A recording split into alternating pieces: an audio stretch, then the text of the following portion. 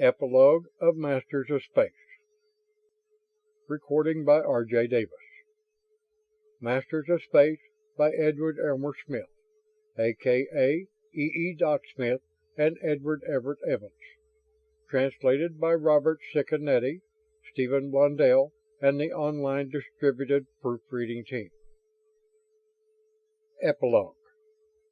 As had become a daily custom, most of the Ardens were gathered at the natatorium. Hilton and Temple were wrestling in the water. She was trying to duck him, and he was hard put to it to keep her from doing it.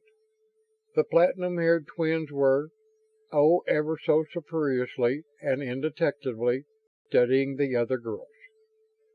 Captain Sawtelle, he had steadfastly refused to accept any higher title, and his wife were teaching two of their tiny grandchildren to swim. In short, everything was normal. Beverly Belle Pointer, from the top platform, hit the board as hard as she could hit it, and perfectly synchronized with it, hurled herself upward. Up and up and up she went, up to her top ceiling of 210 feet. Then, straightening out into a shapely arrow, and without again moving a muscle, she hurtled downward, making 2.5 beautifully stately turns and striking the water with a slurping, splashless chug. Coming easily to the surface, she shook the water out of her eyes. Temple, giving up her attempts to near drown her husband, rolled over and floated quietly beside him. "You know, this is fun," he said. "Uh-huh," she agreed enthusiastically. "I'm glad you and Sandy buried the hatchet. Two of the top women who ever lived. Or should I have said sheathed the claws? Or have you really?" "Pretty much, I guess."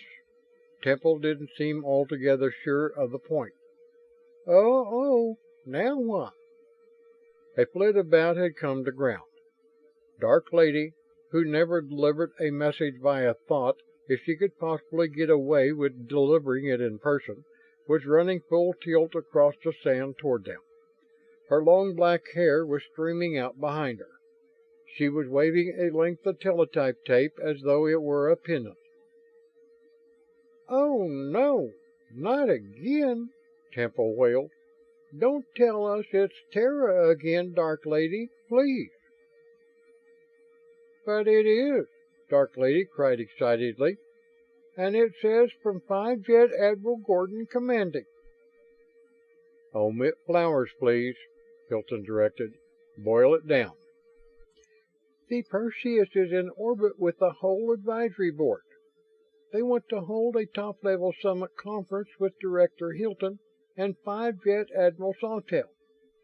Dark Lady raised her voice enough to be sure Sawtelle heard the title, and shot him a wicked glance as she announced it. "They hope to conclude all unfinished business on a mutually satisfactory and profitable basis." "Okay, lady, thanks. Tell 'em we'll call 'em shortly." Dark Lady flashed away, and Hilton and Temple swam slowly toward a ladder. "Drat Terra and everything and everybody on it," Temple said vigorously. "And especially drat His Royal Fatness, 5 Jet Admiral Gordon. How much longer will it take, do you think, to pound some sense into their pointed little heads?" "Oh, we're not doing too bad," Hilton assured his lovely bride. 2 or 3 more sessions ought to do it." Everything was normal. End of Epilogue. End of Masters of Space by Edward Elmer Smith, a.k.a. E. Doc Smith and Edward Everett Evans.